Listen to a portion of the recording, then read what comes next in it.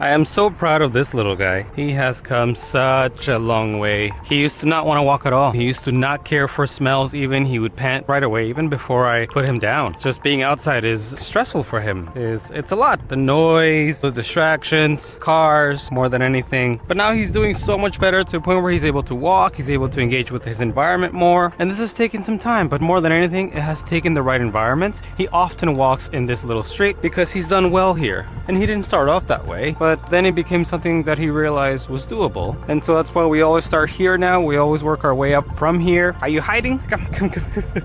It has also helped us strengthen our bond. He has benefited a lot from the wagon too. We might still use it here and there, but he's definitely changed his outlook on how he feels about being outside. Even if that's just in certain places, certain environments, more so than others, that's okay. We were at some point not able to do that anywhere. So he's come a long way. I'm super proud of him and the effort that his family has put in to help him. Now he's able to enjoy smelling around, and that might not sound like a lot. For some dogs, that's a given. For him, it's not so easy. But we've made it easier for him to do just that. And so now he does a little bit more each day.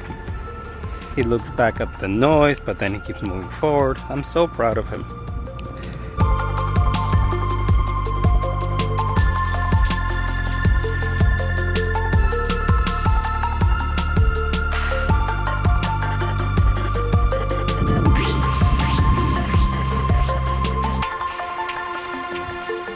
Normally he would even try to go inside a house to let me know that he needs a break, and he might still do that, and that's of course on me to hear and listen and then guide him. But all on his own, he's choosing to not do that, so that also lets me know that he is feeling okay. Once we do go back in, he also lets me know how he's feeling based on whether he chooses to go hide in my room or to sit outside in the living room with me. Both of those are indicators of how he's feeling. If he hides in my room, I know that the walk was a little bit too much for him. If he decides to hang out close to me, then I know that he's feeling okay and could maybe handle another one.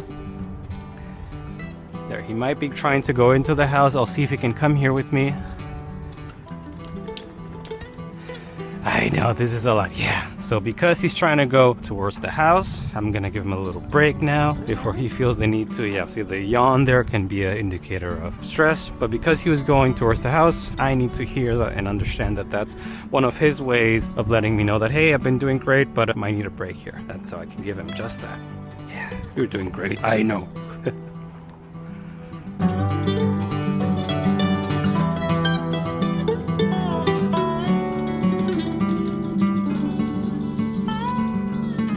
Normally we'd be heading back, but I've carried Chewy to an open area here where maybe he'll run around, find some smells, stretch his legs. We'll see how he does. If he's not too interested, we'll head home, but we'll give him a chance. There we go, yeah! Alright, good start. Very good. He's not trying to go back the way that he came. That's good.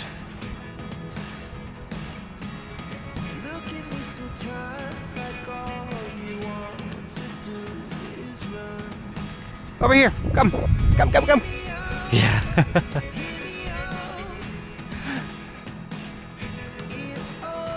Come.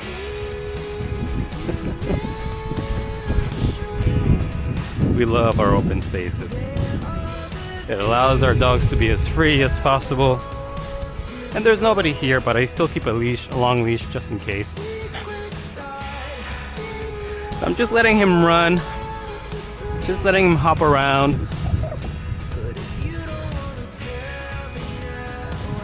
And we'll head back now. That's good enough for me. Oh, there we go. He's smelling. Perfect. I can't train him to do that. I can only make it so he's in environments where he's more likely to do that. One place might be smellier than another. That might help. It's a little tough for me to know. I can only go based off of how he reacts. So if he likes to smell here, I am more likely to take him back here than anywhere else so that he can do just that. The more he cares more about what he's doing rather than what's going on around him, the better. That's the whole point of a walk, is just to care about what he's doing with me, interacting with his environment, smelling around. Very normal dog things to do. So the more I can encourage that, the more we can leave stress, anxiety-driven behaviors outside. Yeah, you had your fun? Wanna go back? He's going towards the shade. Come, over here.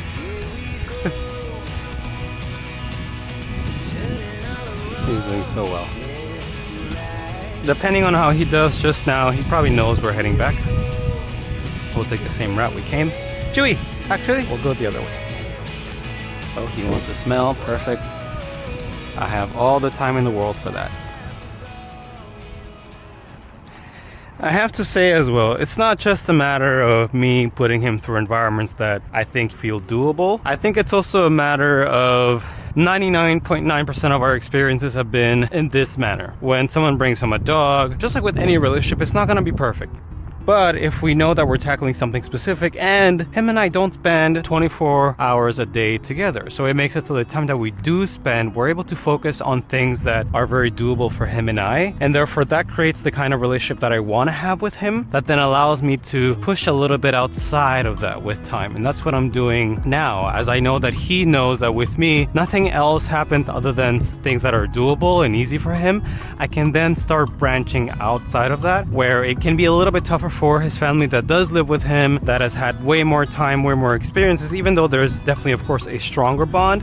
With him and I, there's a specific bond tailored around what and how we do things together. So because we've been practicing so much and consistently doing things that are doable for him and I, whenever I have him do something, that feeling of nothing's impossible, nothing's too difficult, comes into play. Whereas with this family, or with any dog and their family, the people that they're close to, that can be a little bit trickier because naturally they have more time together. So sometimes things that we maybe didn't intend to happen or didn't want to happen in a certain way do happen, and that's okay. But when we get to spend specific amounts of time, like him and I do a few hours together a week, then that time can really be about something specific. And in our case, it's doing things that are doable for him and I. So I am the one that can then start taking him through things that are just a little bit harder while he continues to do well. And the goal is to eventually have that pass on to whomever he is with. But we start with me, and then we work our way there. But he's doing so well. Once he starts pulling, he's got all this leash that he can take. It's pretty safe here. Once he starts pulling, once he's very disconnected from me, then that's also a hint for me to maybe pick him up, give him a break. He's letting me know he's done, but we're heading home now. It's also pretty warm out, so I don't want to stay out too long. He's doing very well. But yeah, this is why I like to have this drop-off option where I can work with dogs. And similar to a tutor, right? You associate your tutor with whatever it is that they're teaching you, but also how they're teaching you. You associate the meaning of that to your time spent together. You guys don't do other things. You don't spend time doing something that you would do with your family. It's a different kind of relationship, but the purpose of the tutor is to help you get to where you need to faster and further and more consistently. And that's exactly what we're doing here with Chewy. And really with any dog that gets dropped off, we want to focus on specific lessons. In his case, it's confidence building, experience building, making him feel more at ease, more comfortable, and we're achieving exactly that. And you know what? It may not be exactly the same with anyone else, but I also wouldn't say that he has fully reached all of his goals with me, so we're still growing, we're still improving, but we'll get there. I almost want to pick him up now, or pretty soon, to reward that progress. People often worry about picking up their dogs as a way to either limit them or to spoil them, and that's not the case at all. You definitely can by picking them up, but if you choose when you pick them up and how, for me it's more of either a reward to let them know, I'm very happy with how you're doing, now let me take it from here, and or I can see that you're about to have a tough time, let me take it from here. So it's more of a support system rather than a way to have him avoid things. If I really feel like I have to have him avoid something, that we're not working in the right way, we're not working in the right environment. So that's what we really need to address. The issue then doesn't become picking him up, it's really how we're doing things before we even feel the need to pick him up. But I picked him up just now, and that's more of a reward. It's more of a let me take it from here and we'll go home. Right, Chewy? I know. So a second walk with Chewy during his drop-off time is not always a guarantee, especially when it's this hot out. But he's been doing so well. Today he's been doing excellent. He doesn't seem to mind it right now too much. He's off to a good start. We'll see how he does. He might show me some of his indicators in a bit. For example, when he's feeling like he's just had enough or he needs a break, he'll start walking towards a house or an entrance. That's one of his indicators. He might have no curiosity at all towards smelling and things like that. That's another indicator. He'll stay really close to me. That's another good indicator. But we've just started off now, so we'll see how we do. He's looking back for a second. He seems like he's in a good mood. He was napping, but we're running out of time, so I thought, you know what, let's give it a go. We're not using the wagon today. I want him to miss it a little bit. There you go, he's smelling. That's some good stuff.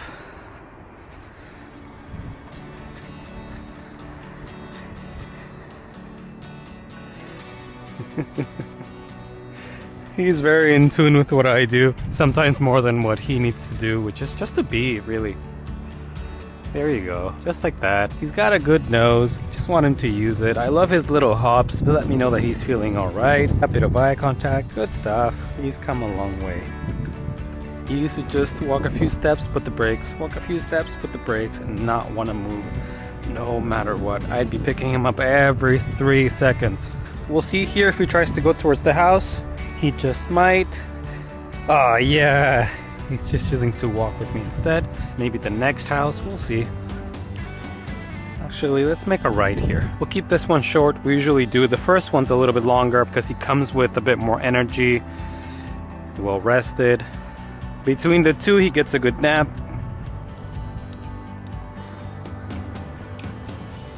Did you see anything? There's nothing. Let's go. For him, the main reason why I don't use treats is for him, his priority is, okay, what are we doing? Do I feel safe? Yes? Okay, let's just focus on that. That's his primary focus, to feel safe. And that's the case with most dogs. If they don't feel safe, there you go. He might have just had enough now. Come on. Oh, a shake is good.